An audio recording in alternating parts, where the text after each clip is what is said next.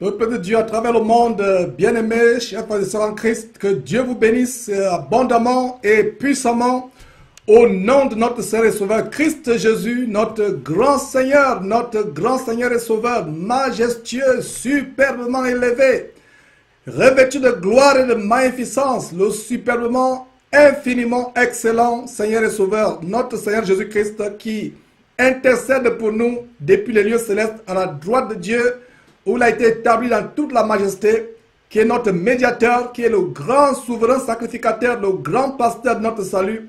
C'est par lui et lui seul que nous vous souhaitons la bienvenue à cette antenne qui porte son nom, à cette plateforme, cette trompette qui porte son nom, Jésus-Christ TV.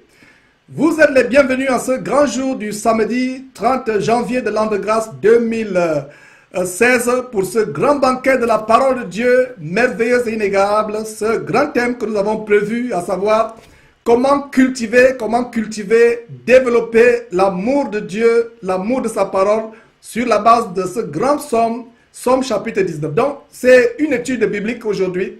Mes frères et sœurs, c'est le genre d'émission pour les amoureux de la parole, pour ceux qui viennent sur Jésus-Christ TV, non pour entendre les scoops, non pour entendre les séquences du tour du monde, mais pour étudier, pour s'abreuver de la parole de Dieu, cette source d'eau vive. Parce que le prophète Jérémie disait en Jérémie 2,13 que le peuple de Dieu avait commis un double péché. Il avait abandonné Dieu qui est une source d'eau vive pour se creuser des citernes crevassées qui ne retiennent pas de l'eau. Et c'est exactement ce que nous faisons dans cette fin de temps. Ramener les gens à la parole de Dieu, les exhorter, les encourager à abandonner les sources d'eau empoisonnées, infectes, frelatées, et de revenir à la source d'eau vive qui est la parole de Dieu et rien que quoi? Et rien que la parole. Donc, bienvenue à ce grand banquet. Nous allons commencer par un mot de prière. Mes sœurs, vous savez ce que je vais vous annoncer. Comme je n'ai eu de cesse de vous avertir, je le dis à chaque émission, afin de ne pas voir le sang d'une sœur ou d'un frère sur ma tête. Alors, sœurs, chaque fois que vous priez, nous vous en supplions sur la base de 1 Corinthiens chapitre 11, voilez-vous la tête parce que c'est une chose désagréable à Dieu pour une femme de prier la tête non voilée. De même les hommes, si vous avez quelque chose qui couvre votre tête, un képi, une casquette, décoiffez-vous, enlevez tout ce qui est sur votre tête parce que c'est aussi quelque chose de désagréable, d'abominable aux yeux de Dieu, un homme qui prie la tête non voilée. Donc, qui prie la tête voilée, donc décoiffez-vous hommes, voilez-vous femmes, sœurs, et nous allons donc commencer à lever ces moments à Dieu, parce que quoi que ce soit que nous faisons en pensée ou en parole, la parole de Dieu recommande de faire tout au nom du Seigneur Jésus-Christ, en rendant par lui des actions de grâce à son Dieu et le nôtre, le Dieu Tout-Puissant, Père de notre Seigneur Jésus-Christ et notre Père. Éternel Dieu, nous te remercions, nous te rendons grâce pour ce grand jour, pour tout ce que tu as fait pour nous, de ce que tu as pourvu à nous, le vouloir et le faire, le courage, la force, afin de venir encore proclamer la parole merveilleuse et inégalable. Nous te remercions, nous te rendons grâce, parce que Dieu, tu es un Dieu infiniment grand. Seigneur, sois remercié, sois honoré, sois exalté, toi qui règnes d'éternité en éternité, toi qui es assis au milieu d'une lumière inaccessible, revêtu de gloire, toi dont le trône est élevé au-dessus des cieux les plus élevés, reçois notre reconnaissance, notre gratitude pour le souffle de vie que tu nous as conservé encore aujourd'hui. Et ce n'est pas en vain que nous avons ce souffle de vie, c'est pour proclamer l'infinie grandeur de ta puissance, l'infinie grandeur de ta parole et les merveilles qui y sont attachées.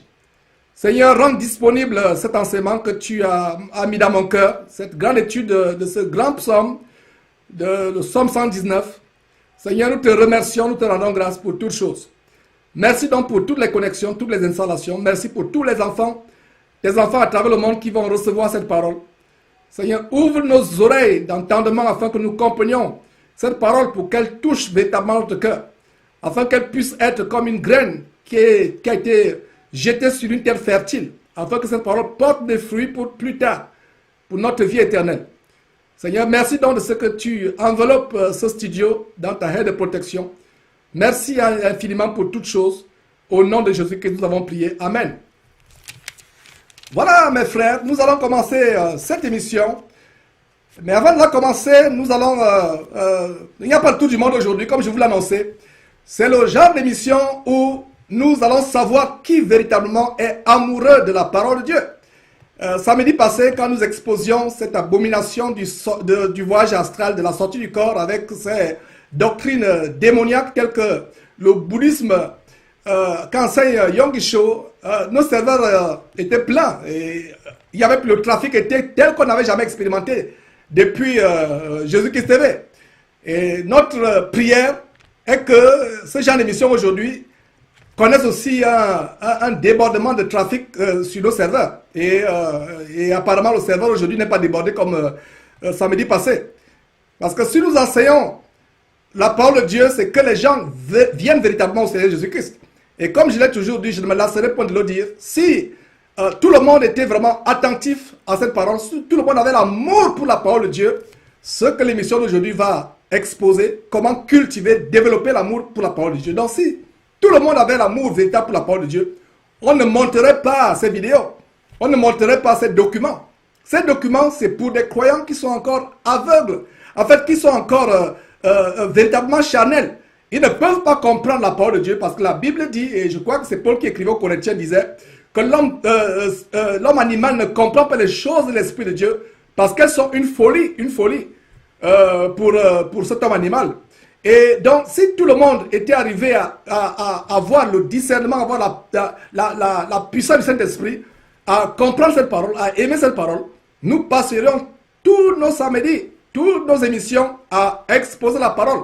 Mais nous rendons grâce à Dieu de ce que ces vidéos ont ouvert les yeux à plusieurs personnes. Et il y a des gens qui disent, mais Georges, je venais à Jésus-Christ TV pour suivre les vidéos, pour me détendre un peu, pour rigoler, etc. Mais vraiment, je pensais que tu étais fou, je pensais que tu blaguais en montrant ces choses. Mais j'ai compris à quel point ces choses que tu montres m'ont ouvert les yeux. Et je n'ai même plus, donc les personnes continuent à dire, nous n'avons plus besoin de suivre ces vidéos pour comprendre les choses que nous dénonçons parce que Dieu nous a ouvert l'intelligence à comprendre l'écriture, à comprendre la parole. Et si nous venons à Jésus-Christ TV, nous ne venons plus maintenant pour ces vidéos, pour ces choses, cette dénonciation que tu montres. Nous venons maintenant pour écouter la parole. Et voilà des témoignages qui réjouissent notre cœur.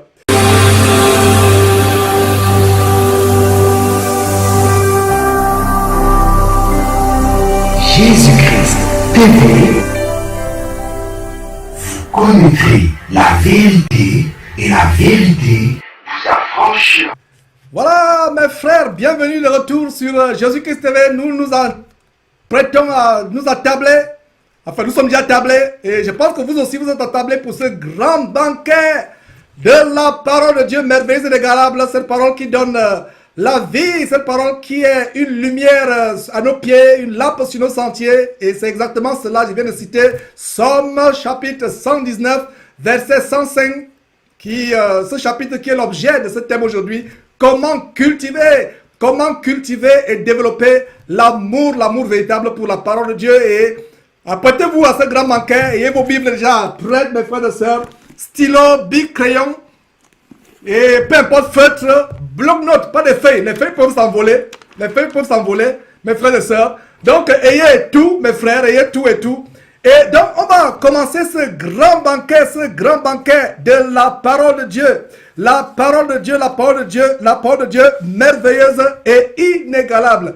Inégalable, mes frères. Donc, on va commencer, mes frères. Et c'est terrible, les choses que nous voyons aujourd'hui, comment des doctrines de démons éloignent les gens de la parole de Dieu, la parole de Dieu. Soyez prêts pour ce grand banquet. Il y a d'abord une intervention, il y a d'ailleurs une intervention d'André, je ne sais pas de quel côté, qui dit ceci, qui dit, ah oui Georges, on avance, j'ai faim, je veux manger la parole à table. Voilà, oh, mes frères, j'aime ce commentaire. Et vraiment André, tu ne penses pas si bien le dire. Vous allez bien manger aujourd'hui. J'ai dit vous, nous allons. Ha, comme si moi je ne vais pas manger. Moi aussi je vais manger, mes frères et sœurs. Et je veux vos interventions. Si un verset vous a béni, envoyez. En fait, c'est une émission participative. Si un verset vous a béni, comme on va lire Somme 119 ensemble, on va lire. Et mes frères, c'est un grand banquet de la parole de Dieu. Et pour ceux qui ne le savent pas, Somme, c'est le plus grand livre de la Bible. Je vais dire Somme 119, c'est le plus grand chapitre. Voilà, je corrige. Somme 119, c'est le plus grand chapitre de la Bible. Qui peut me dire quel est le plus petit verset de la Bible, en passant? Je vous donne quelques secondes pour savoir quel est le plus petit verset de la Bible. Plus petit. Il a 2 mots. Il se trouve où? Dans l'Ancien Testament ou dans le Nouveau Testament? En fait, je suis en train de titiller votre amour pour la parole, parce que le thème d'aujourd'hui, c'est comment cultiver un amour grand, un grand amour pour la parole. Donc, quel est le plus petit verset de la Bible? Et je vais poser 2 questions avant de commencer. Quel est le plus petit verset de la Bible? Quel est le plus grand verset de la Bible? Alors, commençons par le plus petit verset de la Bible. Il a 2 mots. Voilà. Personne n'a réagi. Est-ce que du côté de la régie, il y a une réaction sur Skype? Voilà, on compte. Mes frères. Je vous donne... je vais donner 10 secondes encore. Le compte à rebours. 10, 9, 8, 7, 6, 5. Il n'y a toujours pas de réaction. 4, 3, je ne connais même pas les secondes exactement, pour vous donner, vous voyez l'amour. 3, 2, 0, j'ai sauté 0, j'ai sauté 1. Ouais, donc 1, voilà mes frères, le plus petit verset de la Bible, c'est tout simplement Jean chapitre 11, verset 35 avec 2 mots, Jésus pleura, point. Voilà. Jean chapitre 11, verset 35. Jésus pleura, point. Mes frères, Jean chapitre 11, verset 35. Jésus pleura, point. Voilà. Et il y a une autre Bible qui dit, et il pleura. Voilà. Quelqu'un a réagi. Voilà. Mireille. Oh, bravo Mireille. Du côté de quel pays? De quelle ville? Voilà. Moi, j'ai lu ce qu'on dit. Jésus pleura. Il y a Mireille qui a une version qui dit « Et Jésus pleura ». Donc, dans 8 secondes, c'est 2 versets, c'est 2 mots. Voilà, donc, on commence par là. L'amour pour la parole de Dieu. Et vraiment, nous développons l'amour pour la parole. Et voilà. Donc, c'est vraiment merveilleux, des choses que nous sommes en train de partager. Maintenant, quel est le plus grand verset de la Bible? Je vous donne quelques secondes encore. Et en passant, je vais vous dire que la parole de Dieu originellement était un bloc. La parole de Dieu, c'était un seul livre, la Bible. Donc, le plus grand verset de la Bible et le plus petit verset. On a vu le plus petit. Et en passant, pendant que vous cherchez quel est le plus petit, quel est le plus grand verset, on a déjà vu trouver quel est le plus petit. Maintenant, quel est le plus grand verset de la Bible en termes de mots, en termes de caractère, en termes de longueur? Et je vais vous le donner si vous ne le trouvez pas. Mais si quelqu'un trouve un verset, si quelqu'un dit Georges, non, tu t'es trompé. Donnez quelque chose. Nous sommes ici pour apprendre. Nous ne sommes pas ici pour montrer que tel connaît la Bible plus que tel connaît. Non. Nous sommes ici pour apprendre. Je peux me tromper, c'est ok. Vous pouvez vous tromper, c'est ok. Mais nous ne sommes pas comme certains gourous qui vous enseignent la Bible comme s'ils connaissaient toute la Bible. Nous ne connaissons qu'en partie. Je peux me tromper. Il n'y a pas de problème. Vous pouvez aussi vous tromper, il n'y a pas de problème. Donc nous sommes ici, pas pour montrer qu'on connaît plus que tel ou tel. Non, pour apprendre avec humilité, n'ayant pas une haute opinion de nous-mêmes. Laissons même les autres avoir une haute opinion d'eux-mêmes. Ce qui n'est pas biblique, mais nous-mêmes, nous ne élevons pas. Donc, et comme je vous le disais, mes frères, la Bible, originellement parlant, c'était un bloc. Il n'y avait pas une division en chapitres et versets. Donc, c'était difficile de fouiller. Et vous pouvez donc voir comment, quand le Seigneur Jésus-Christ est entré au temple, il a déroulé. Il dit que c'est le rouleau, il a déroulé. C'était un rouleau. La parole de Dieu, originellement, c'était un rouleau. Et c'était difficile de trouver un verset. Aujourd'hui, nous avons les divisions en chapitres et versets. Oh là là, quelqu'un a trouvé. Quelqu'un, oh là là, voilà. Bonjour frère Georges. Le plus long verset, c'est Esther chapitre 8, verset 9. Voilà, pendant que nous restons sur Uric Ponou, je vais lire cela pendant que nous restons sur Uric Ponou. Donc, Esaïe, non pas Esaïe, Esther, bon voilà, Esther, bingo, Esther. Le livre d'Esther, c'est la vérité. C'est la réponse. Donc, nous voyons ceci. Lisons ensemble. Esther, chapitre 8, verset 9. Les secrétaires du roi furent appelés en ce temps le 23e jour du 3e mois, qui est le mois de Sivan, et l'on écrivit, suivant tout ce qui fut ordonné par Mardoché aux Juifs, aux satrapes, aux gouverneurs et aux chefs de 120 provinces situées de l'Inde à l'Éthiopie, à chaque province selon son écriture, à chaque peuple selon sa langue, aux Juifs selon leur écriture et selon leur langue. Voilà, mes frères.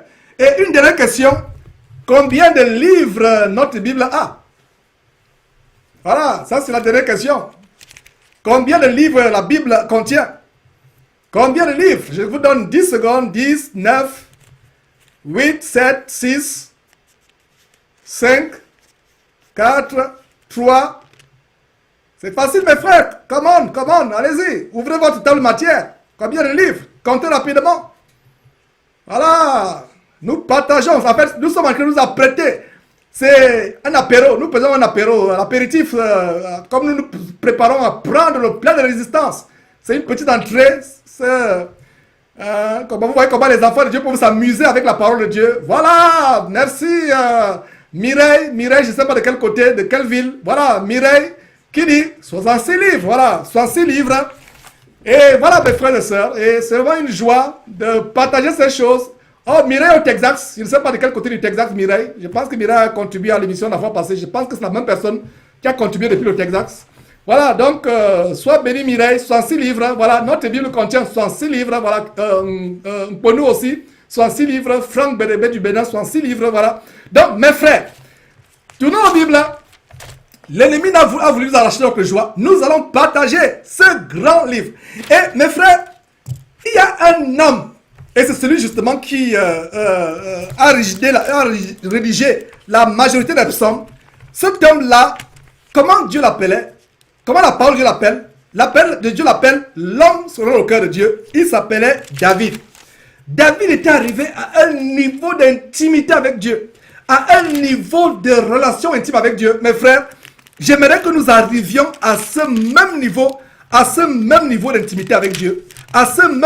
David était arrivé au point où il magnifiait la parole. Il aimait la parole de Dieu. Il aimait la parole. Et la Bible ne donne pas de précisions sur... je présume que c'est David qui a écrit Psaume 119, comme la plupart des psaumes. Il y a d'autres personnes aussi qui ont écrit les psaumes. Donc voilà, David était arrivé au point où il aimait la parole de Dieu. Et le même amour que David avait pour la parole de Dieu, c'est le même amour que nous devons développer. La parole de Dieu est tout. La parole de Dieu est tout pour nous, mes frères et sœurs. Il y a une petite fiche que je vais... Bon, allons sur cette fiche. Avant de commencer cette mission, c'est les notes d'émission. Et d'ailleurs, il y avait quelqu'un qui appelait ce matin, pendant que nous préparons cette émission, qui a dit, Georges, pourquoi le lien ressources n'est pas actif sur le nouveau site? Dans l'ancien site, il y avait des ressources. Et plaise à Dieu, les frères qui s'occupent de la technologie, de maintenir ce site internet, ils vont certainement actualiser la rubrique ressources où vous pouvez voir nos notes d'émission. Donc voilà, allons en début de page. Voilà, donc c'est le thème, comment cultiver études de somme. Donc ça, c'est mes notes personnelles. Comme j'ai préparé cette émission, voilà les notes personnelles. Donc si quelqu'un veut ces notes plus tard, vous écrivez-nous, on va vous rendre disponible ces notes en attendant que la rubrique ressources soit activée. Donc, comment développer l'amour pour la parole? Et voilà, nous allons lire le psaume 119 a combien de versets? Il a au total 176 versets. On va lire ces versets. Nous allons nous appesantir sur certains. On va lire ensemble et selon que je suis inspiré, je m'arrêterai. Et selon que si vous êtes inspiré, si quelqu'un est inspiré, un verset qui vous a béni, vous voulez montrer notre verset, écrivez.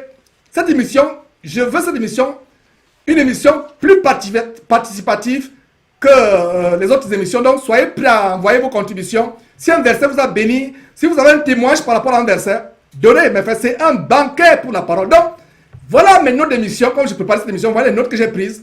Donc, regardez l'étude. Et vous allez voir la parole de Dieu. Et d'ailleurs, avant cela, je vous recommande une émission. Les méthodes d'interprétation de la parole de Dieu. Il y a beaucoup de gens qui lisent la Bible, ils ne la comprennent pas. La Bible, pour eux, c'est un livre hermétique, un livre fermé. Mes frères et sœurs, je vais vous donner un secret. Ne pensez pas que c'est par votre intelligence que vous allez comprendre la parole de Dieu. Si vous ne devenez comme un petit enfant, vous ne pourrez pas comprendre la parole de Dieu. N'allez pas la parole de Dieu avec vos bagages, votre bagage intellectuel. Et justement, voilà, on parlait de ressources. Je ne sais pas si on peut aller, voilà, on parlait genre, justement du côté de la régie. Je pense que on va encore nous montrer, voilà, cet enseignement du côté, voilà, on va vous montrer le titre de cet enseignement.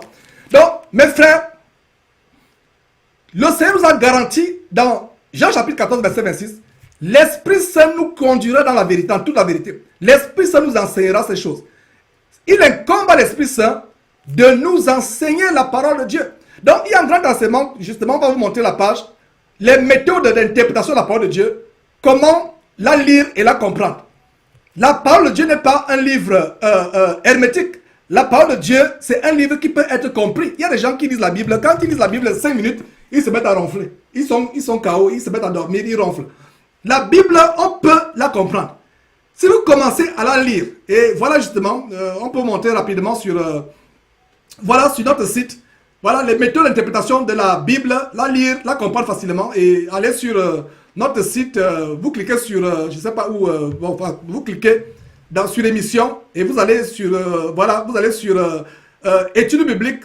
Voilà par exemple, les gens qui disent qu'on ne passe le temps qu'à critiquer, qu'on n'enseigne pas, mais voilà mes frères, il y a tellement d'enseignements. Donc les méthodes d'interprétation de la parole de Dieu, et avant de comprendre, pour bien, en fait c'est un complément. L'émission d'aujourd'hui est un complément à cette émission qui est sur votre écran. Donc l'émission que nous sommes en train de faire actuellement là aujourd'hui, en ce grand jour, vous êtes en direct, pour ceux qui viennent de se joindre, vous êtes en direct en ce grand jour du samedi 30 janvier de l'an de grâce 2016, en train de partager ce grand banquet autour du livre de Psaume, plus précisément le Psaume 119. Donc voilà, voilà un bon complément, allez lire cela. Ne manquez pas de vous abonner à notre chaîne YouTube Jésus-Christ TV, en cliquant sur le bouton s'abonner, juste au bas de la fenêtre de cette vidéo. Ainsi, vous recevrez automatiquement nos nouvelles vidéos, et vous ne raterez aucune. Vous connaîtrez la vérité, et la vérité vous affranchira.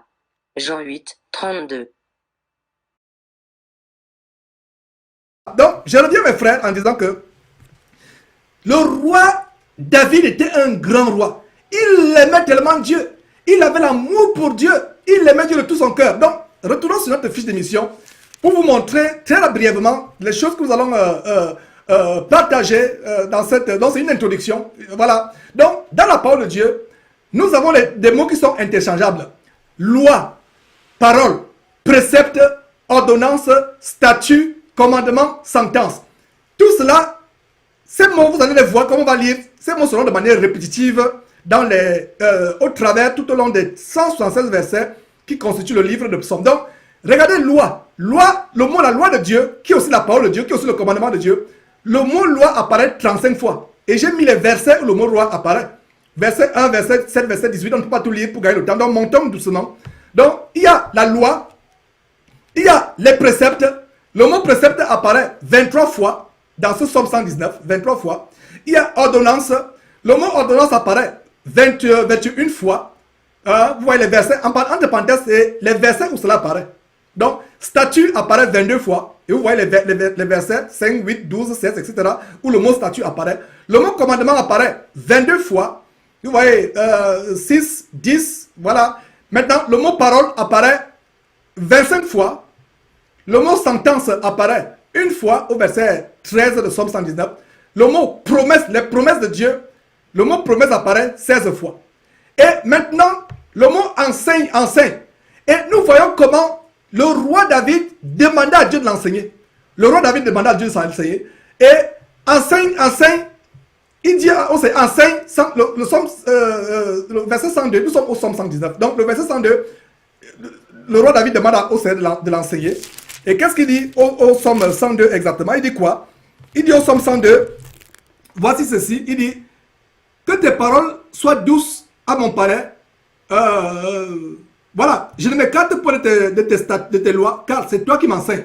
Et regardez comment David, une fois au verset 66, demande à Dieu de lui enseigner le bon sens.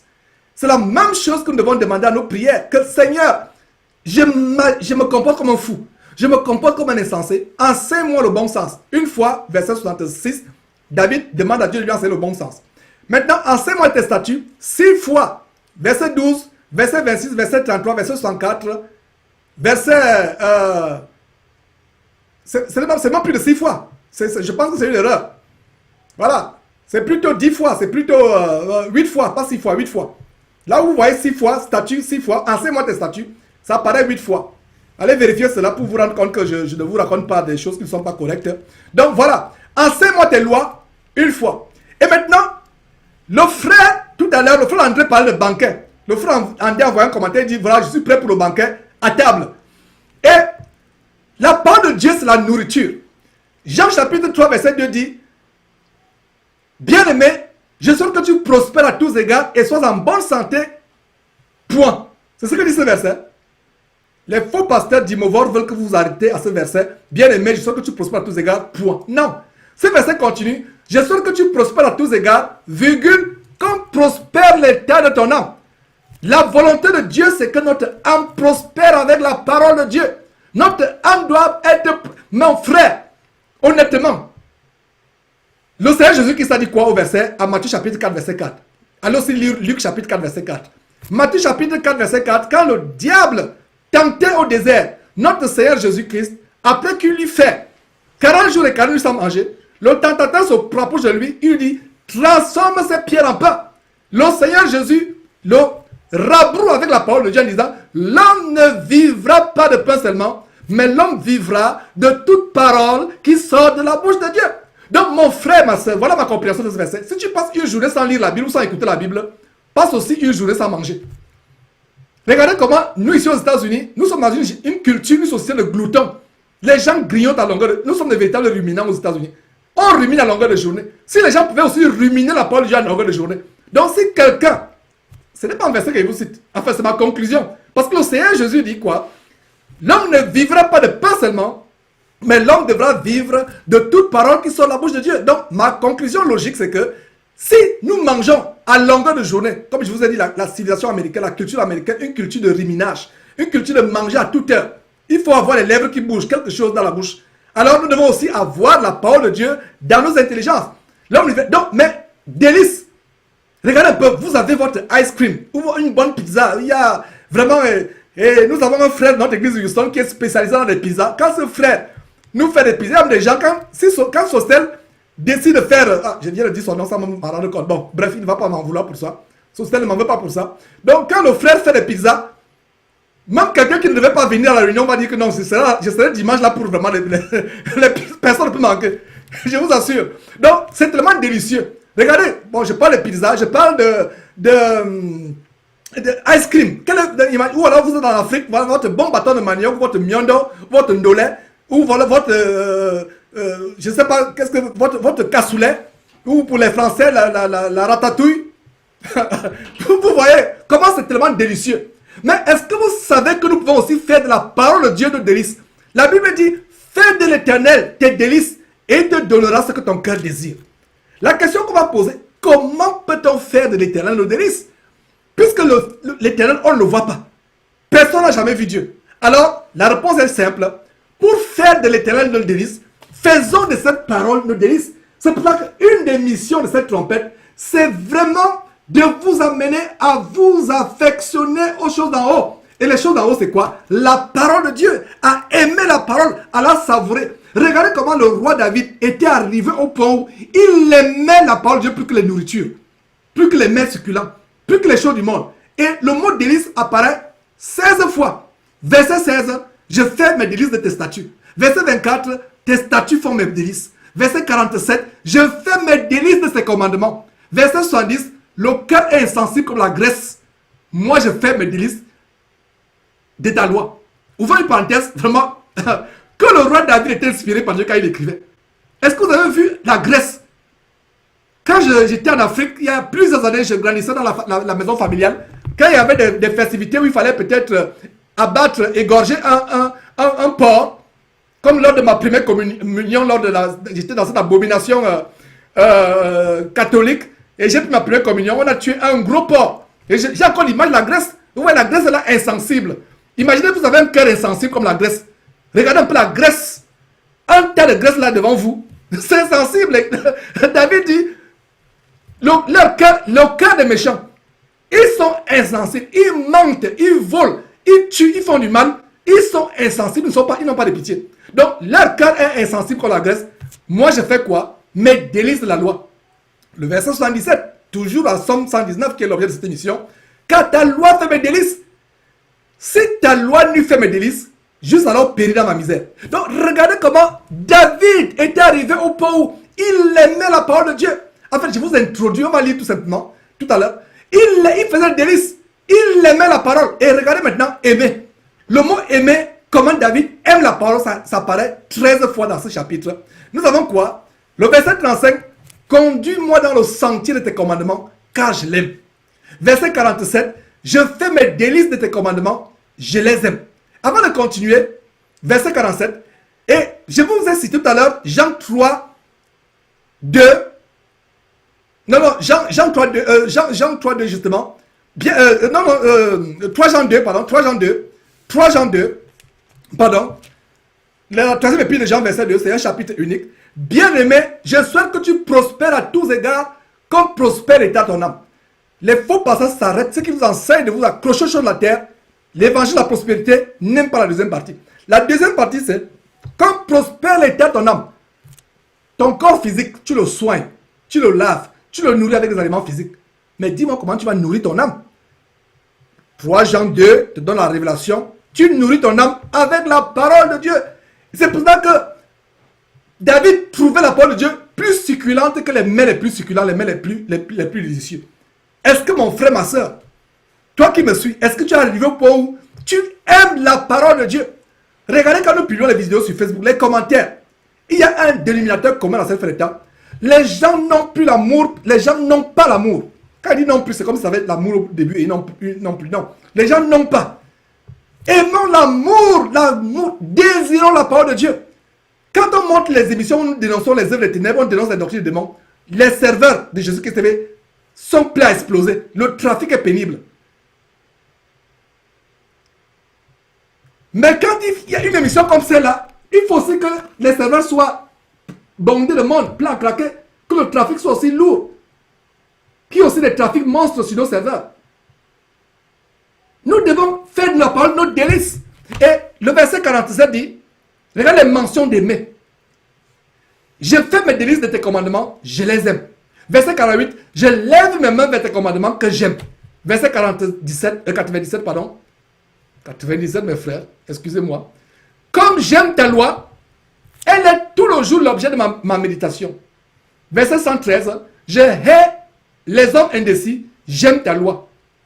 Tu enlèves comme de l'écume tous les méchants de la terre. C'est pourquoi j'aime tes préceptes. 127, c'est pourquoi j'aime tes commandements plus que l'or et l'or. On va revenir. Regardez comment le roi David, l'ancêtre de notre Seigneur Jésus-Christ dans la chair, était arrivé au point où la parole de Dieu était arrivée au point où il n'aimait plus que les trésors. Pourtant, c'était un roi riche. D'où vient donc il y a un évangile de prospérité qui vous amène à délaisser la parole de Dieu pour vous intéresser sur la terre. Si vous aimez quelque chose sur terre plus que la parole de Dieu, vous n'êtes pas digne d'être appelé disciple de Jésus-Christ. Je répète, si vous aimez quelque chose sur terre, votre maison, vos habits, votre travail, votre salaire, vos mains délicats et délicieux, vous aimez toutes ces choses, vos comptes bancaires, votre or, vos bijoux, vos fringues. David était arrivé au point où, malgré toute sa richesse, il n'y avait rien qui pouvait dépasser l'amour pour la parole de Dieu dans son cœur. Aujourd'hui, les gens trouvent les commandements de Dieu pénibles. Quand on aime Dieu, nous aimons ses commandements. Ma soeur, Dieu t'interdit de prier sans te voir la tête, on trouve que c'est pénible. Ma soeur, l'enfant ne peut pas enseigner la parole de Dieu, on trouve que c'est pénible. On veut raisonner. Et l'une des caractéristiques du manque d'amour à l'égard de la parole de Dieu, à l'égard des commandements de Dieu, à l'égard des statuts, des préceptes, des ordonnances, de la loi de Dieu, l'une des manifestations, mes frères, mes sœurs, c'est que nous voulons raisonner contre la parole de Dieu. Alors que dit l'épître de Jacques? Ne vous bornez pas à écouter la parole de Dieu, mettez-la en pratique. Ne vous bornez pas à l'écouter en vous trompant vous-même par les faux raisonnements. Aujourd'hui, on veut raisonner. Ma soeur, ne t'habille pas comme un homme Mon frère, ne t'habille pas comme une femme. Mon frère, ne laisse pas pousser les cheveux pour ressembler à un homme efféminé. C'est là contre la parole de Dieu. On veut raisonner. L'homme ne doit pas se marier avec un homme. La femme ne doit pas sortir, aller sexuellement avec une autre femme. On dit frère, l'essentiel c'est qu'ils s'aiment. On veut raisonner avec la parole de Dieu. Quand on a l'amour, l'une des manifestations, frères, sœurs, de l'amour pour la parole de Dieu, c'est qu'elle ne raisonne pas. Dieu a écrit, c'est noir sur blanc, comme vous voyez sur votre écran ou dans votre Bible. Acceptez. Ça peut être pénible. Dieu dit, divorcer et se remarier, c'est l'adultère. Ou alors, vous épousez une femme divorcée, vous épousez un homme divorcé, alors que leurs conjoints sont encore vivants. Vous épousez un homme divorcé du vivant de sa femme, c'est l'adultère. Vous épousez une femme divorcée du vivant de son mari, c'est l'adultère. Vous êtes divorcé, vous remariez, c'est l'adultère. Les gens trouvent ça pénible. Matthieu chapitre 10, verset 8. Vous avez reçu gratuitement, donné gratuitement. Ne vendez pas les choses de Dieu. Ne vendez pas l'évangile. On commence à raisonner. Mais comment on va faire pour imprimer ces livres? Comment Dieu t'a envoyé imprimer les livres? Le Dieu qui a établi cette trompette pourvoira ses besoins. On n'a pas besoin de vendre les vidéos. On n'a pas besoin de faire en sorte qu'avant qu'un homme de Dieu passe sur Jésus-Christ TV, on lui demande de payer les émissions. On lui demande de payer un bouquet. On veut raisonner. L'une des manifestations de l'amour de la parole de Dieu, c'est l'absence de raisonnement. Quand vous aimez la parole de Dieu, vous obéissez aveuglement. Les gens disent dans le monde, l'amour aveugle. L'amour du monde n'est pas aveugle.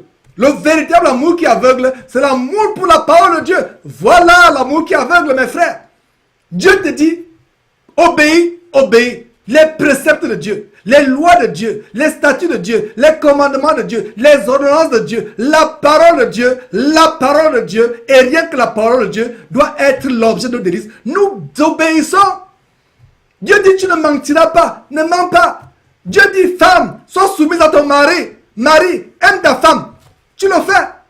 Tu ne raisonnes pas. Mon frère, ma soeur, cessons de raisonner contre le Créateur Dieu qui a établi sa parole.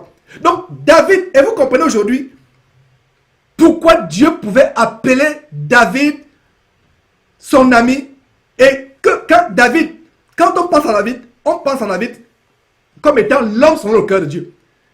Mon message aujourd'hui se résume à une seule phrase.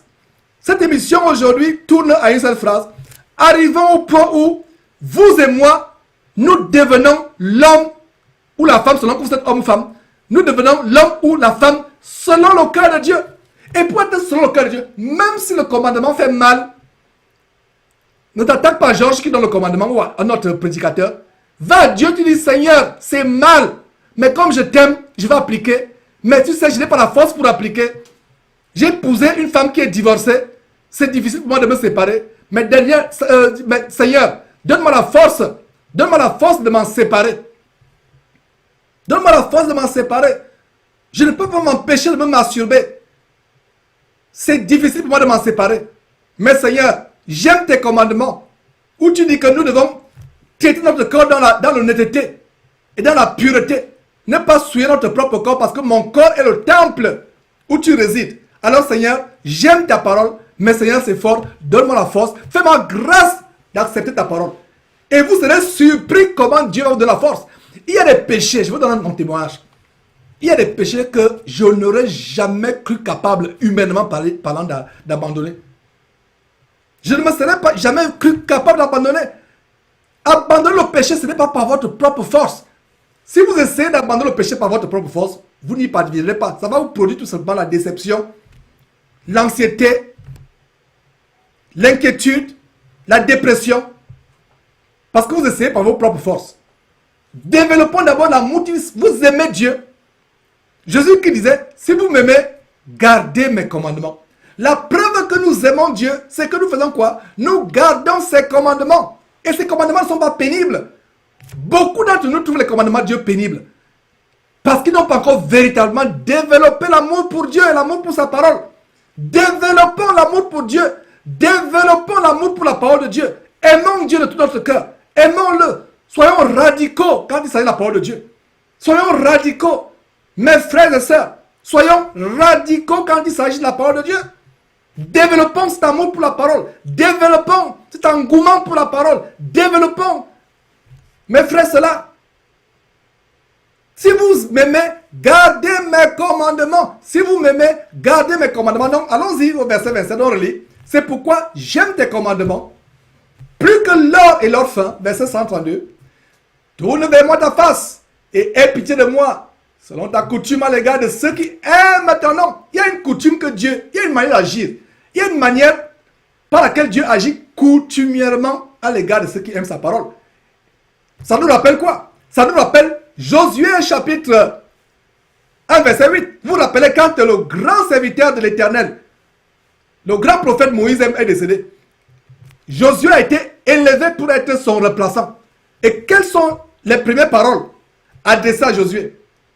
Josué chapitre 1 verset 8. Que ce livre de la parole de Dieu, le commandement, les statuts, les préceptes, que ce livre de la loi ne s'éloigne pas de ta bouche, médite-le jour et nuit pour agir fidèlement selon tout ce qui est écrit, car c'est alors que tu réussiras, c'est alors que tu auras du succès dans toutes les entreprises, c'est alors que tu réussiras.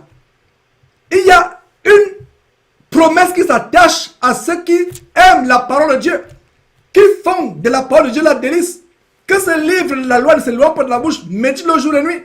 Et c'est la même chose que nous dit Somme chapitre 1, verset 1 à 3. Somme chapitre 1, verset 1 à 3 nous dit la même chose. Heureux l'homme qui ne marche pas sur le conseil des méchants, qui ne s'assied pas en compagnie des pécheurs, mais qui trouve son plaisir dans la loi de l'Éternel, qui la médite jour et nuit, Cet homme est comme un arbre planté près d'un courant d'eau, qui donne son fruit en sa saison. Tout ce que cet homme fait lui réussit. Je reprends ce verset.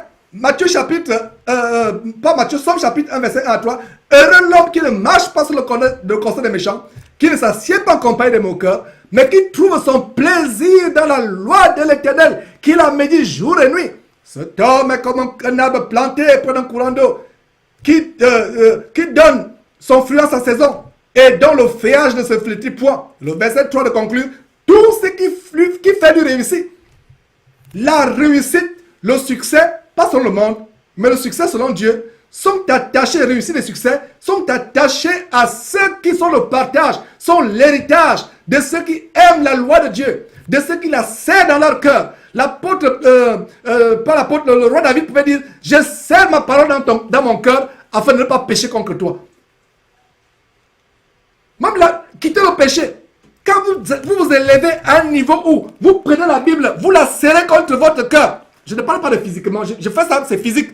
Mais ça ne doit pas être physique. Ne commencez pas à mettre, avant de dormir, vous dites, genre, on a vu Georges mettre la Bible sur son cœur serré. Alors, avant de dormir, avant de mettre la couette, le drap sur moi, je pose d'abord la Bible sur mon cœur. Non. C'est spirituel. C'est dans la tête, dans ton intelligence. Tu la lis, tu la gardes. Quand la tentation vient, hein? Ton patron t'a demandé à quelle heure tu es arrivé le matin. Alors, comme ton cœur tremble, tu ne sais pas comment, tu dis, non, je vais préméditer un mensonge. Il va dire que non, il y avait... Ou il va dire que j'ai dormi tard. J'ai dit non, c'est parce qu'il y avait le trafic. Il n'y avait pas le trafic. Toi, tu viens de dire qu'il y avait le trafic. Donc, voilà les mensonges. Et des fois, maman le dit comme cela. Parce qu'on est sous la pression. Nous devons arriver au point, mes frères et sœurs. La vérité sort de notre bouche, même si ça fait mal. Même si ça fait mal. Donc, regardez, ça c'est l'introduction tout simplement. Mais je pense que à ce niveau, on a fait le tour d'horizon de ce grand somme. Vous voyez comment ce somme est grand. Et voilà, donc considère que j'aime tes ordonnances éternelles, rends-moi la vie selon ta bonté, je déteste le monde. Voilà, et au début, vous m'avez vu triste vraiment, au début de cette émission. En fait, voilà ce verset qui m'a rendu triste.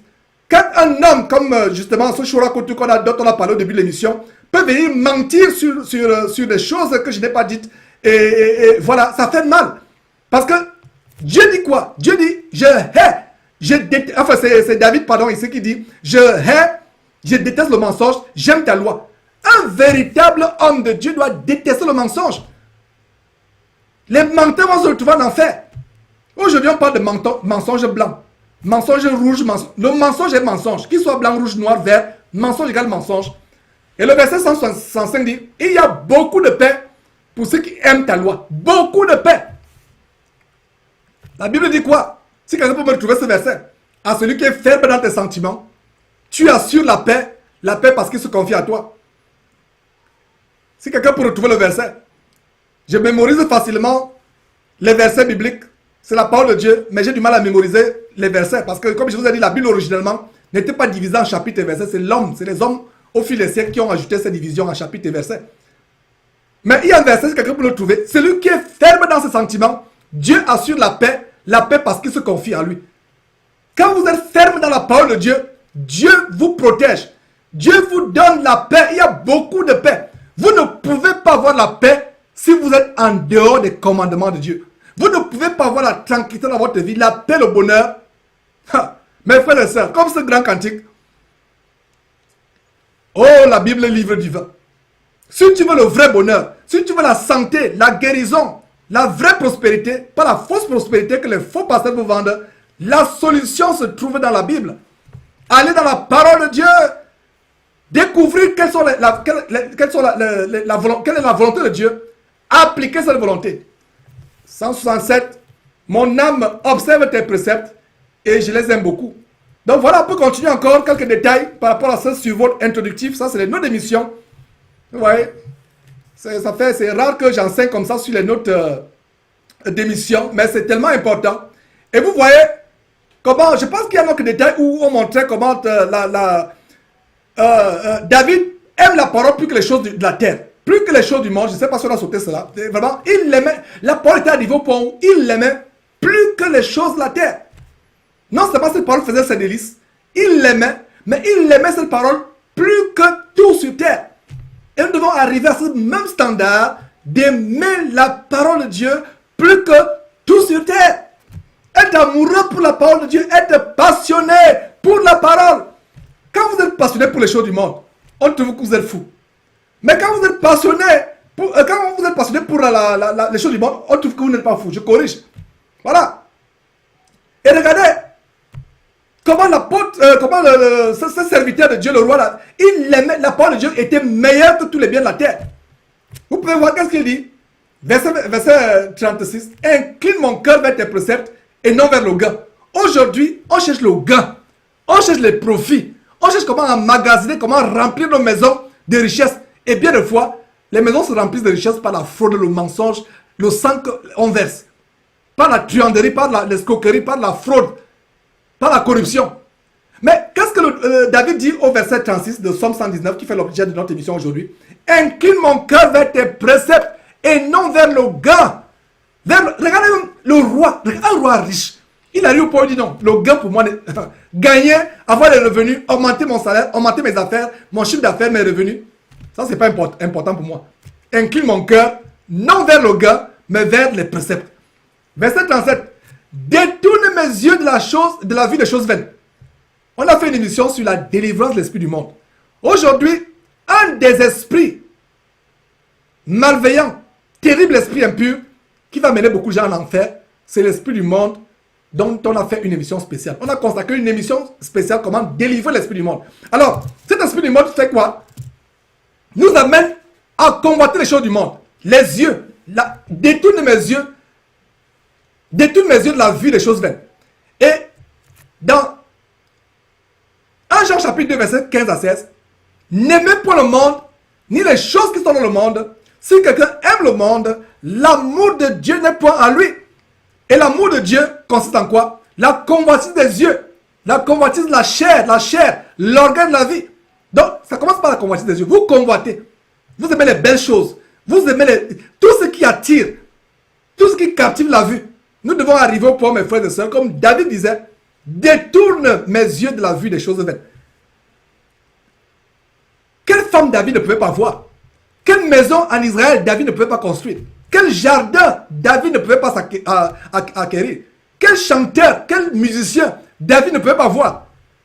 Malgré cela, David dit à Dieu, à l'éternel Dieu, oh mon Dieu, détourne mes yeux de la vue des choses vaines, fais-moi vivre dans ta voie. Le verset 70 dit, mieux vaut pour moi la loi de ta bouche que 1000 objets d'or et d'argent. Voilà un verset qui devait fermer la bouche aux gens qui enseignent l'évangile de la prospérité. Voilà, mes frères, mieux vaut pour moi la loi de ta bouche que que 1000 objets d'or et d'argent. Verset 103. Que tes paroles sont douces à mon palais, plus que le miel à ma bouche. Verset 127. C'est pourquoi j'aime tes commandements, plus que l'or et l'or fin. Je vais poser une question. Toi, mon frère, ma soeur qui me suit. Qui, parmi nous, vraiment, est arrivé au point où il aime la parole de Dieu plus que l'or? Imaginez, vous avez les lingots d'or, les diamants. On vous donne 2 gros sacs de diamants, pesant chacun 200 kilos. On vous donne 2 cargaisons, 2 conteneurs remplis de lingots d'or. Vous allez vous réjouir, n'est-ce pas? Mais vous ne vous réjouirez pas si vous êtes un véritable chrétien. Parce que cela même, ça peut être un piège pour vous. Mais combien sont parmi nous, mes frères, qui se réjouissent à la vue de cette parole? En fait, aujourd'hui, l'enseignement, c'est de prendre les hommes comme David en exemple. Il avait tout. L'un des rois les plus riches de la terre. David. Mais regardez à quel point il plaçait la Bible au-dessus de tout. Et notre mission sur Jésus-Christ TV, derrière cette trompette que le Seigneur a trouvé bon d'établir avec des hommes inutiles comme moi, et d'autres qui travaillent derrière cette trompette, que vous ne connaissez peut-être pas. Des personnes insignifiantes, méprisantes, c'est pour ça qu'on nous méprise. L'une des missions, c'est nous amener à élever la parole de Dieu. Quand on dit parole de Dieu, c'est la Bible. De mettre la parole de Dieu au-dessus de tout. De l'aimer plus que tout. Mon frère, comment tu peux expliquer que tu passes une journée sans méditer la parole de Dieu? Et tu dis que tu es chrétien. Nous devons la savourer tous les jours. Nous devons l'aimer. Nous devons l'écouter. Vivre selon cette parole. Et ne pas nous border à l'écouter. Ne ressemblons pas aux démons. Les démons connaissent la parole de Dieu mieux que nous. Hein. C'est pour ça que ces gens qui disent que Dieu m'a parlé à gauche, un démon m'a parlé. Ils disent que les anges de Dieu m'ont parlé alors que c'est les démons. Les démons connaissent la parole de Dieu. Peut-être plus que vous et moi. Mais est-ce qu'ils y croient? Non. Satan, leur chef, était au ciel auprès de Dieu avant qu'il soit jeté par terre. Sur terre, pardon. Allez lire Apocalypse chapitre 12, je crois. Mais, est-ce qu'il y croit? Non. Sinon, il ne serait pas rebellé. Il s'est rebellé. Alors, développons l'amour pour la parole de Dieu. Aimons la parole de Dieu. Verset 162, avant qu'on ne commence la lecture. Je me réjouis de ta parole comme celui qui trouve un grand butin. Imaginez-vous quelqu'un qui trouve les chasseurs aux États-Unis, ici, il y a quelques années, dans l'histoire des États-Unis, la chasse, la ruée vers l'or en Californie. On lisait les bandes dessinées à l'époque, j'étais jeune, on lisait les bandes dessinées, ça nous amusait de voir même les dessins animés sur la ruée vers l'or. Les gens se battaient, ils bagarraient, ils se tuaient parce qu'il fallait découvrir les réserves d'or en Californie, la ruée vers l'or. C'est ce que dit le verset 162. Je me réjouis de ta parole comme celui qui a trouvé un grand, pas comme celui qui a trouvé un butin, mais un grand butin. Imaginez que vous arrivez quelque part, vous trouvez, vous êtes en train de faire les fondations peut-être de votre maison pour construire votre maison, pour faire un champ. Vous trouvez un conduit, une galerie, un trou qui conduit à un dépôt souterrain. Et c'est votre terre. En France ou en Afrique, la loi française ou les lois de certains pays francophones africains, la terre appartient au gouvernement. Mais aux États-Unis, tout ce que vous trouvez sur votre terre, les diamants, le pétrole, ça vous appartient. Je ne sais pas comment ils ont pu faire ça, mais c'est comme cela. Si vous avez acheté un terrain, vous trouvez qu'il y a le pétrole, vous trouvez qu'il y a les diamants, le gouvernement ne peut rien faire. S'ils veulent prendre votre terrain, ils vont vous payer la juste compensation de l'estimation en termes d'argent de ce que votre sous-sol a. Je ne sais même pas qui peut calculer. Donc, généralement, ne pouvant pas calculer, ils laissent les propriétaires terriens tranquilles. Imaginons que sur votre terrain, vous êtes en train de faire un jardinage, vous creusez, vous voyez qu'il y a un conduit qui vous mène à un grand butin. Mais, David dit quoi? Je me réjouis de ta parole comme celui qui a trouvé un grand butin. S'il y a quelqu'un qui est en train de sommeiller aujourd'hui ou qui ne se réjouit pas pour cet enseignement, il doit savoir que cet enseignement n'est pas encore arrivé au point où il se réjouit comme David. En fait, le but de cet enseignement, c'est de nous amener à la maturité spirituelle. Et un des traits de la maturité spirituelle en Christ Jésus, c'est arriver au point où on aime cette parole. On continue après une toute petite pause, mes frères et sœurs, pour commencer à lire ensemble. On ne va pas tout lire, on va lire certaines parties selon que l'océan nous en inspire.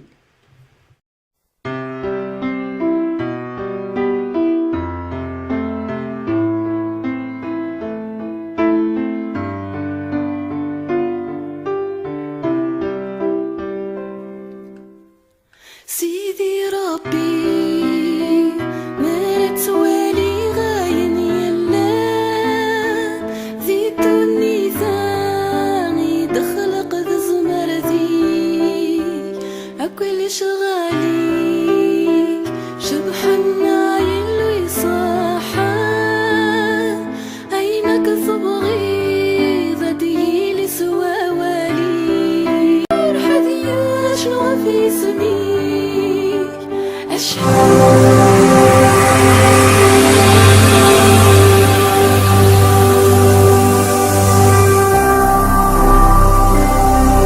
Jésus-Christ TV, vous connaîtrez la vérité et la vérité vous affranchira. Voilà, mes frères, c'est la dernière ligne droite et je pense que l'essentiel est déjà dit, avec ce suivant l'introduction avec les notes d'émission. C'est la première fois vraiment que je fais une émission sur, j'enseigne avec les notes d'émission. En fait, c'était pour bien vous comprendre le livre de Psaume, l'un des plus grands livres de la parole de Dieu. Et d'ailleurs, le plus grand chapitre qui fait l'objet de cette émission aujourd'hui, Psaume 119. Donc, on a fait un suivant introductif. Donc, qu'est-ce qu'on va faire? Très rapidement, nous allons lire et par la grâce de Dieu, nous aimerons vraiment, peut-être plus tard, avoir vraiment des participants, reconfigurer le studio de telle manière que nous pouvons être vraiment nombreux à participer, à avoir des personnes, des frères ou sœurs qui nous lisent. Et voilà, donc mettons cela en prière, que le Seigneur rend disponible toutes choses. Donc voilà. Donc, je vais lire tout simplement, on va gagner du temps et je pense qu'on va aussi projeter. Donc, on va lire. Et s'il y a donc un commentaire, ne soyez pas silencieux du côté de ceux qui font les commentaires, s'il vous plaît. Et s'il y a un commentaire, s'il y a un verset qui vous a béni, s'il y a un autre verset qui appuie ce qu'on est en train de lire, envoyez. Donc, on va lire tout simplement. Et donc, c'est la dernière partie. On va lire, mes frères, on va lire tout simplement. Donc, Somme 119, verset 1.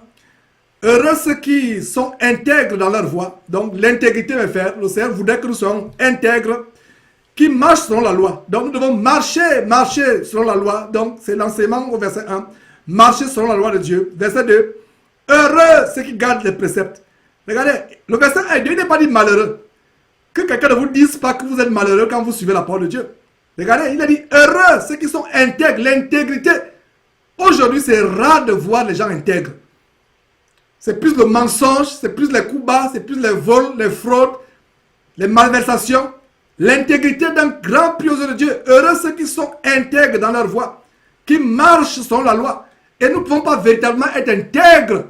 L'intégrité est d'un grand prix aux yeux de Dieu. L'intégrité est intègre. Ne pas mentir, ne pas inventer des histoires, ne pas raconter n'importe quoi, ne pas frauder, ne pas voler, ne pas être malhonnête. L'intégrité. Donc, heureux ceux qui sont intègres dans leur voie, qui marchent selon la loi de l'Éternel. Verset 2. Heureux, toujours heureux. Il y a le bonheur, il y a la joie pour ceux qui gardent les préceptes de Dieu. Verset 2. Donc, heureux ceux qui gardent tes préceptes, qui te cherchent de tout leur cœur. Mon frère, ma soeur, cherche Dieu de ton cœur, tu auras le bonheur. Le vrai bonheur. Et c'est ce qui est écrit dans cette parole de Dieu. Et Dieu, chercher Dieu, c'est aller dans cette parole. Verset 3. Qui ne commettent point d'iniquité. Qui ne commettent point d'iniquité. Et qui marchent dans ses voies. L'iniquité, c'est la fausseté, c'est la malhonnêteté, c'est le mal. C'est tout ce qui est faux ou mauvais. Qui ne commettent point, verset 3, d'iniquité et qui marchent dans ses voies. Tu as prescrit tes ordonnances pour qu'on les observe avec soin. Pour qu'on les observe avec soin. La raison pour laquelle cette Bible est là, ce n'est pas pour qu'elle meuble nos tiroirs ou nos étagères. Le verset 4 donne une révélation. Le Seigneur a prescrit ces ordonnances pour qu'on les observe point, c'est ça? Non. Mais pour qu'on les observe avec soin, un grand soin. Regardez le soin que vous prenez pour votre corps, qui sera la pourriture plus tard. Regardez le soin que vous prenez pour votre emploi, votre entreprise, votre employeur. Regardez le soin que vous prenez pour élever vos enfants. Le même soin. Là où il faut le soin plus que toute autre chose sur terre, c'est avoir un grand soin à observer la parole de Dieu. Verset 5. Puissent mes actions être bien réglées, afin que je garde tes statuts. Alors je ne rougirai point à la vue de tous tes commandements. Je ne rougirai point. Les commandements de Dieu font rougir beaucoup de personnes. Quand on enseigne un verset qui fait mal, les gens insultent. Alors comme ça venait de Georges, alors que ça vient de la parole de Dieu. Beaucoup rougissent. Rougir signifie ont le cœur enflé de tristesse ou enflé de colère quand ils écoutent la parole de Dieu. C'est pour ça que David dit quoi? Alors je ne rougirai point à la vue de tous tes commandements. Les commandements de Dieu, même c'est dur pour notre chair. Par l'Esprit de Dieu, nous acceptons cela avec joie. Verset 7. Je te louerai dans la droiture de mon cœur en apprenant les lois de ta justice. Verset 8. Je veux garder tes statuts. Ne m'abandonne pas entièrement. Nous devons vivre pour garder les statuts de Dieu. Nous devons vivre pour garder la parole de Dieu. Verset 9. Comment le jeune homme rendra-t-il pur son sentier? En fréquentant les prostituées, en fréquentant les boîtes de nuit, en allant avec les ivrognes, en allant draguer les filles dans les lycées et les campus d'université, en passant le temps dans les maisons de joie. C'est ça? Je vous m'adresse à vous, jeunes gens. Parce que l'évangile de Jean, il est dit que jeunes gens, vous êtes forts parce que vous avez vaincu le malin. La volonté de Dieu, c'est que les jeunes gens vaincent le malin. Vaincent le malin. Parce que nous avons besoin de la relève. Si le Seigneur Jésus-Christ ne revient pas entre temps, et que Georges, notre prédicateur à travers le monde, dans notre région, selon notre langue, ne sont plus là, il faut la relève. Mais regardez comment le diable, notre ennemi, le diable, attaque la jeunesse. Attaque la jeunesse. Et il a dit quoi? Comment le jeune homme rendra-t-il pur son sentier? Verset 9. Pas en fréquentant les boîtes de nuit, les salles de cinéma, les salles de spectacle, les salles de jeu, les casinos, les endroits où on fume le chanvre.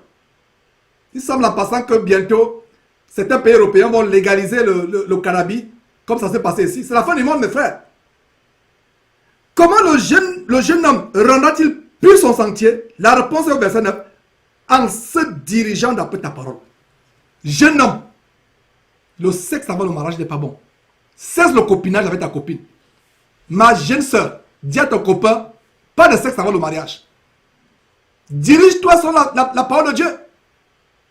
Parce que quand tu vas tomber enceinte, tu te rends compte qu'il ne voulait que ton sexe, il ne peut pas t'épouser, tu vas aller avorter. Et voilà où tu vas commettre un meurtre. Les plaisirs, les maisons de joie, la prostitution, les boîtes de nuit. Les gens n'aiment pas entendre cela. Et pourtant c'est la parole de Dieu. Donc le verset 9 dit, comment le jeune homme rendra-t-il pur son sentier? En se dirigeant d'après ta parole.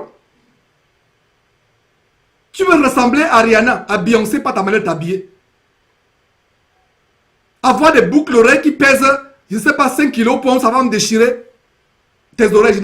Je voulais plutôt dire 50 grammes ou 100 grammes. Ou pour ça va déchirer tes oreilles. Les talons qui ont 20 cm, tu dandines maintenant comme un serpent, ou pour te casser la cheville. Qu'est-ce que tu cherches? Plaire au monde ou plaire à Dieu? Beaucoup de personnes n'aiment pas cet évangile. C'est pour ça qu'ils vont vers les faux prophètes, les pauvres apôtres, qui vous enseignent que non, ce gars est trop légaliste. Ce gars, comme c'est moi qui ai écrit la Bible. Alors que la parole de Dieu enseigne la modestie de la femme, la modestie, la sobriété, la piété du jeune homme. Verset 9. Comment le jeune homme rendra-t-il pur son sentier? En se dirigeant d'après ta parole. Verset 10. Je te cherche de tout mon cœur. Ne me laisse pas égarer loin de tes commandements. Voilà la prière que nous devons élever à Dieu. Seigneur. Et regardez, au fur et à mesure que nous lisons, pour ceux qui disent qu'ils ne savent pas comment prier, ils ne savent pas quoi dire. Lisez beaucoup les psaumes. Voyez comment les gens comme David et autres priaient. Vous n'aurez plus à aller acheter un livre de prière. Si on vous vend un livre de prière, c'est la magie. Si on vous donne un livre de prière, il n'y a pas de livre de prière. Nous prions selon que nous sommes inspirés. Nous conversons avec Dieu. Nous devons imiter les gens comme le Seigneur Jésus-Christ. Quand il priait à son Père, il conversait avec son Père. Quand David priait, comme on voit dans ce psaume, comme dans tous les psaumes, il conversait avec Dieu. Donc il n'y a pas de livre de prière. Si tu as un livre de prière, ma soeur, mon frère, au moment où tu suis enseignement, je pense que mes pauses, mets ce livre dans la poubelle ou bien brûle-le plus tard. Livre de prière, c'est la magie que tu as dans la maison, c'est la sorcellerie. Donc, devons demander à Dieu dans nos prières que Seigneur, et ça c'est la prière que seuls ceux qui cherchent à plaire à Dieu de tout leur cœur. Verset 10, je te cherche de tout mon cœur, ne me laisse pas égarer loin de tes commandements. Verset 11, je serre ta parole dans mon cœur, afin de ne pas pécher contre toi. Le cœur ici, ce n'est pas le morceau de chair qui est dans notre thorax. Le cœur, figurativement, chaque fois que vous voyez le mot cœur dans la Bible, ça fait référence à la partie la plus profonde de notre intelligence, le siège de notre vie personnelle. Le cœur. Donc, je serre, quand nous faisons ça cœur, en fait, c'est une façon de parler. Donc, serrons la parole de Dieu contre notre cœur. Notre intelligence. Serrons. Et c'est la clé pour ne pas pécher. Beaucoup de personnes disent, mais frère, comment je peux faire pour abandonner le péché? Comment je fais? J'arrive, je fais tout. J'ai tout fait, je tombe. La révélation ici au verset 11. Je serre ta parole contre mon cœur afin de ne pas pécher contre toi. Donc, quand le péché frappe à ta porte, à la porte de ton cœur, amène un verset biblique à aller répondre. Je reprends, quand le péché cogne, comme on dit au Gabon Kokoko, ou bien vous cliquez ding dong, il crie, le péché appuie la solide de ton cœur pour se présenter. Amène un verset biblique à aller répondre. Tu vois par la fenêtre la femme de ton voisin qui se dandine avec les talons, les hauts talons, avec cette robe moulante qui fait dandiner son derrière. Tu mets les passés de convoitise. Parce qu'avec le Seigneur Jésus-Christ, l'adultère, ce n'est pas seulement... L'adultère ne se limite pas à aller physiquement avec la femme de ton prochain. Même si tu as la pensée de convoitise depuis la fenêtre de ta chambre, en train de guetter la femme de ton voisin, qui se dandine, ou cette jeune fille qui habite de l'autre côté de la rue, dès que tu l'as vue, tu as les convoitises, vous avez déjà fait la fornication. Toi et elle. Et si la personne est mariée, tu as déjà fait l'adultère avec la personne dans ton cœur. Alors si tu vois cela, la pensée, ton corps commence à battre la chamade. Envoie la personne. Envoie le verset qui dit, celui qui ira vers la femme de son prochain ne sera pas impuni. Envoie le verset répondre. Le péché va toujours courir à la porte de notre cœur, à la porte de nos intelligences. Mais envoie la parole de Dieu. Et comment tu envoies la parole de Dieu aller répondre au péché? Oui, monsieur, qu'est-ce que vous voulez? Pourquoi vous voulez entrer dans cette intelligence? La Bible dit ceci, la Bible dit cela. Comment vous allez envoyer la parole de Dieu aller répondre au péché si vous ne connaissez pas cette parole? C'est pour ça qu'il a dit, je serre la parole dans mon cœur, afin de ne pas pécher contre toi. Vous voyez comment cette parole, c'est vraiment merveilleux. Donc, Somme 12, béni soit Dieu, ô Éternel, enseigne-moi les statuts. On a vu une liste de versets en introduction, comment David demandait au Seigneur de lui enseigner, soit les lois, soit les statuts, soit les ordonnances. Et nous avons cette grande promesse en Jean chapitre 14, verset 26, la promesse que le Saint-Esprit devra nous conduire dans toute la vérité. C'est le véritable enseignant du Saint-Esprit. Verset 13, de mes lèvres, j'énumère toutes les sentences de ma bouche. Je me réjouis en suivant tes préceptes. Je me réjouis en suivant. Nous devons avoir la joie quand nous suivons la parole de Dieu. C'est vrai, mes frères, c'est vrai qu'il y a des enseignements qui font mal. Vous allez sur Jésus-Christ, vous suivez l'enseignement, ça vous fait mal, ça vous afflige. En fait, c'est votre chair qui est en train de briser. C'est votre cœur qui est brisé, qui est transformé. En fait, ça fait mal. Le Seigneur Jésus a dit, si ton bras est pour toi une occasion de chute, coupe-le et jette-le loin de toi. Car il est préférable pour toi que tu entres manchot dans le royaume de Dieu, là où il n'y aura pas de manchot, que d'être jeté entier, intègre avec tous tes deux bras dans le royaume, le royaume des ténèbres, l'enfer. Si ton œil est pour toi une occasion de chute, arrache-le et jette-le loin de toi, parce que l'œil que j'ai arraché peut revenir se recoller. Donc, jette-le loin de toi, car il est préférable pour toi d'entrer borgne dans le royaume de Dieu, où il n'y aura pas de borgne, que de te jeter, en enfer avec tous tes deux yeux. Arracher un œil, ça fait mal, n'est-ce pas? Couper un bras, ça fait mal. Il y a des enseignements qui font mal à la chair. Maintenant, c'est là que nous devons arriver au point où, verset 14, nous nous réjouissons en suivant les préceptes de Dieu, en suivant la parole de Dieu. Donc, verset 14, je me réjouis en suivant tes préceptes, comme si je possédais tous les trésors. Comme si je possédais tous les trésors. De même que Bill Gates, Warren Buffett, les Bettencourt en France, peuvent se réjouir de leurs trésors, nous nous réjouissons de notre parole. Mon frère, ma soeur, même si tu es pauvre, les faux pasteurs vont vous enseigner que vous êtes pauvre, malgré votre parole, que vous êtes misérable, ils se moquent de vous. Montrez-leur votre richesse. Tout ça, quand tu meurs, tu n'emportes rien. Les avions, on a montré un faux pasteur qui est décédé dans un avion privé dont il se vantait. Quand il va dans les conférences, il se prend un exemple, il dit voilà, comme j'ai eu mon avion, suivez mon exemple, je vais vous montrer comment vous pouvez avoir vos avions. Mais cet avion, le jour de l'accident, est devenu un tas d'immondices. Sa maison volante s'est transformée en un tas d'immondices et c'est une malédiction dans la Bible. On n'a jamais vu un crash, ou quand il y a crash, vous y allez, c'est comme c'était... et le crash est où? L'avion crash dans un dépotoir. Vous pensez que c'est par hasard? L'avion crash où? Sur un tas d'immondices. L'avion lui-même est devenu comme un immondice. Un tas d'immondices.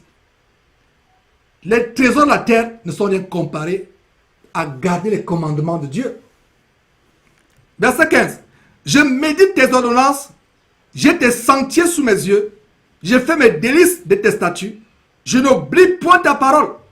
Arrivons au point où nous n'oublions pas la parole de Dieu devant les situations. Quand tu es confronté à une situation où le péché veut avoir du pouvoir sur toi, rappelle-toi de ce que dit l'Écriture. Mais comment vas-tu te rappeler des Écritures si tu ne les connais pas, si tu ne les lis pas? Verset 17, fais du bien à ton serviteur pour que je vive et que j'observe ta parole. Ouvre mes yeux pour que je contemple les merveilles de ta loi. Le verset 19, je suis étranger sur terre, ne me cache pas tes commandements. Même le roi David, malgré sa richesse, malgré sa position de roi, il reconnaissait qu'il était quoi? Il était étranger sur terre et passager sur terre. Donc on vous enseigne l'évangile mort, accrochez-vous aux choses de la terre, à la boue, à la poussière, au tas de ferraille, comme si vous étiez éternel sur terre. Le verset 20 est profond. Mon désir est brisé par le désir qui toujours la porte vers elle. Vous soupirez. Il y a ce verset qui dit, comme une biche soupire après les courants d'eau fraîche. Imagine une biche qui a couru, qui a traversé toute la forêt, haletante, fatiguée, elle recherche une source d'eau. Elle retrouve finalement cette source d'eau fraîche et s'abreuve. C'est pour ça que le psalmiste disait, comme une biche soupire après des sources d'eau, je soupire après ta parole. C'est merveilleux. Mon âme est brisée par le désir qui toujours la porte vers tes lois. Est-ce que ma soeur, ton âme est brisée par le désir de connaître la parole de Dieu, de la manger tous les jours? Verset 21. Tu menaces les orgueilleux, c'est maudit, qui se gardent loin de tes commandements. Si c'est Georges qui avait dit ceci, on devait dire que Georges insulte. La parole de Dieu est cruelle. Regardez, l'ancêtre de Jésus qui est dans la chair, et même le Seigneur Jésus qui est plus tard lui-même, quand il disait, parlant d'Hérode, il dit, allez dire à ce renard, Hérode était le roi en Israël à cette époque. Mais le Seigneur Jésus a dit la vérité. Et regardez comment David, l'ancêtre de Jésus selon la chair, il dit quoi? Tu menaces, Dieu menace les orgueilleux, c'est maudit. L'autre jeune homme devait dire que David manque d'amour. David insulte les gens. Mes frères et sœurs, quand quelqu'un s'égare des commandements de Dieu, il est maudit. Suivez très bien le verset 21. Tu menaces les orgueilleux, c'est maudit, virgule, qui s'égare loin de tes commandements. Donc, toute personne qui s'égare, qui s'éloigne de la parole de Dieu, est maudite. Donc, ce n'est pas une insulte de dire que quelqu'un qui frelate la parole de Dieu, qui trafique la parole de Dieu, qui vend la parole de Dieu, qui enseigne les enseignements des démons, si on dit que ces personnes sont maudites, c'est la parole de Dieu qui le dit. Ce n'est pas Georges qui le dit. Donc, cessez de dire qu'on insulte les gens. C'est la parole de Dieu est dure. Donc, tu menaces les orgueilleux, c'est maudit, qui s'égare loin de tes commandements. Verset 22. Décharge-moi de l'opprobre et du mépris. Nous serons toujours méprisés. On va nous insulter. On va nous qualifier de tous les noms. On va dire des choses qu'on n'a pas faites. Inventer des histoires sur nous. Décharge-moi de l'opprobre et du mépris, car j'observe tes préceptes. Verset 23. Des princes sont beaux s'asseoir et parler contre moi. Ton serviteur médite tes statuts. Et sur le connaissant, par rapport au conseil que les frères donnent en début d'émission, les gens vont parler de toi. Les gens vont inventer des histoires pour te détourner de la voie de Dieu. Regardez très bien le verset 23. Des princes, et le mot prince, ça signifie des gens qui sont élevés en pouvoir, qui qui sont financièrement plus assis que vous, qui ont des richesses, qui ont des positions plus confortables que la vôtre. Ils vont s'asseoir pour parler contre vous. Que cela ne vous éloigne pas de la parole de Dieu. Ces gens-là affligent, ils posent des vidéos, ils disent des choses, ils racontent des histoires pour nous affliger et pour nous éloigner des statuts. Et nous devons faire comme David qui dit quoi? Des princes ont beau s'asseoir et parler contre moi, ton serviteur continue. Il fait quoi? Il médite tes statuts, les statuts de Dieu. Le verset 24, tes préceptes font mes délices, ce sont mes conseillers. Tes préceptes font mes délices, ce sont mes conseillers. Mon frère, ma soeur, qui as-tu comme conseil? Vers qui vas-tu quand tu veux les conseils? Vas-tu vers ta copine ou ton copain qui vit selon le monde pour donner des conseils? Tu as des problèmes dans ton foyer et tu vas voir quelqu'un qui n'est pas marié pour te donner des conseils par rapport à ton mariage. Tu as des problèmes financiers et tu vas voir quelqu'un qui s'est enrichi avec la corruption, avec le vol, avec la criminalité.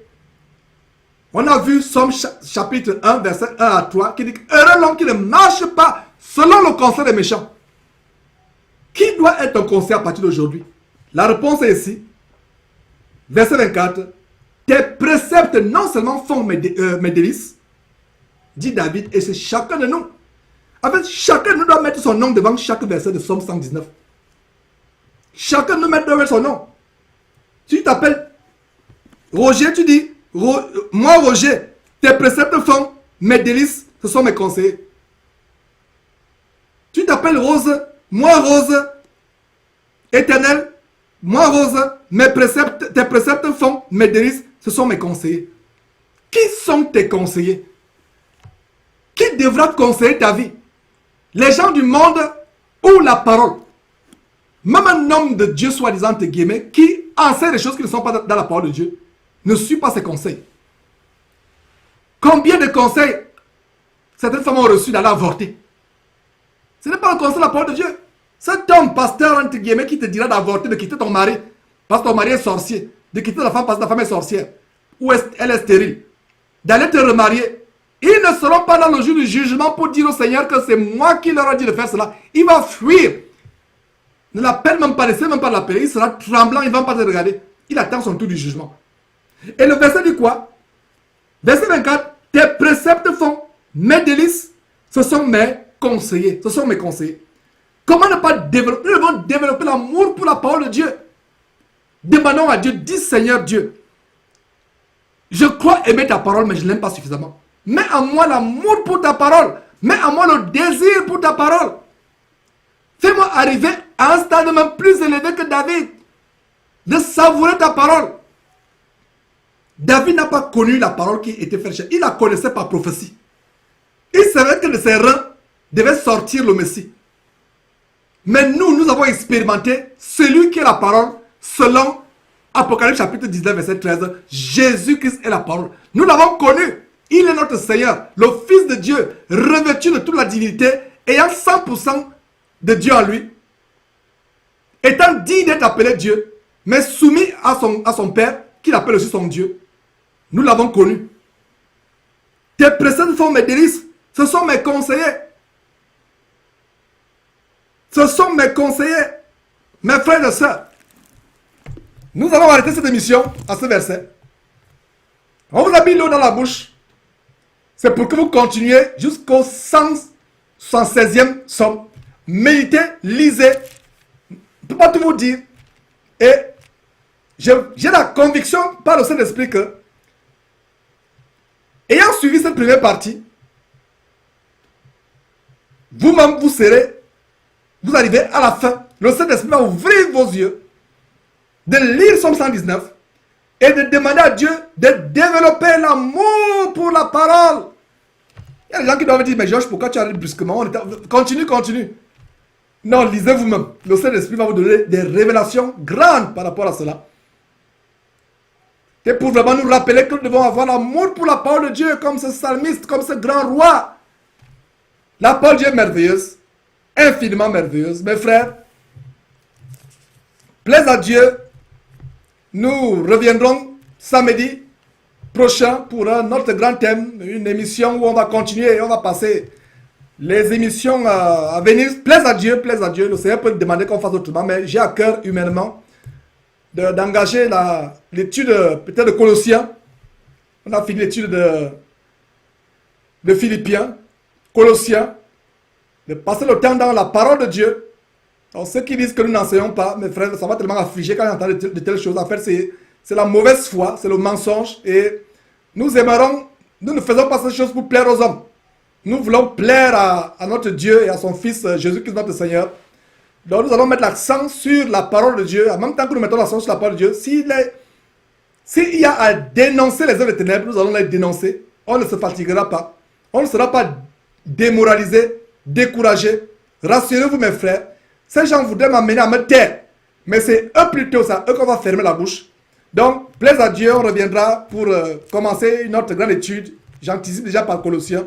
Sauf si le Seigneur veut autre chose, peut-être, et on vous le fera savoir. Donc, tout simplement, disons merci au Seigneur pour cette émission et on va se séparer. Seigneur Dieu, nous te rendons grâce. Nous te remercions pour ce grand thème aujourd'hui. Seigneur, cette émission, malgré sa brièveté, donne à tes enfants de continuer par eux-mêmes ce grand chapitre de Somme 119, de lire, de comprendre ce grand chapitre, d'arriver au point où ils comprennent comment la parole de Dieu est merveilleuse. Seigneur, merci infiniment pour tout ce qui s'est dit, Seigneur. Si j'ai dit quelque chose qui n'est pas correct, un glissement de langue, un lapsus, une omission ou quelque chose que je n'aurais pas dû dire, Seigneur, exerce ta miséricorde à mon égard. Nous ne connaissons qu'en partie. Seigneur, j'en sais la parole de Dieu avec mes défaillances, avec mes faiblesses humaines. Seigneur, je t'en supplie, sois reconnaissant par rapport à... n'oublie pas cela, rappelle-toi de cela, Seigneur. Merci donc pour tout. Merci.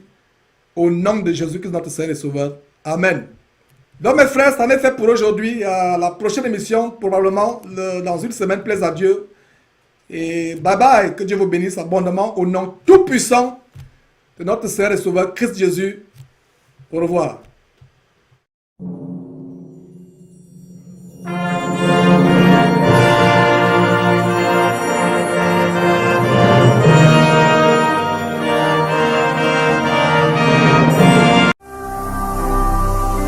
Ne manquez pas de vous abonner à notre chaîne YouTube Jésus-Christ TV, en cliquant sur le bouton s'abonner, juste au bas de la fenêtre de cette vidéo.